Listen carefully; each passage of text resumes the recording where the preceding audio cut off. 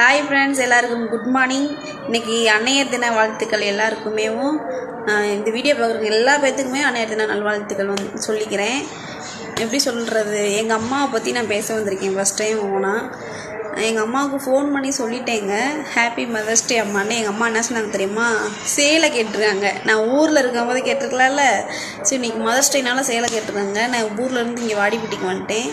நீ போகும்போது வாடிப்பட்டிலேருந்து எடுத்துகிட்டு போனேன். அம்மாவுக்கு தங்கச்சியெல்லாம் எடுத்து கொடுத்துருப்பாங்க, நான் இன்னும் எடுத்து கொடுக்கல.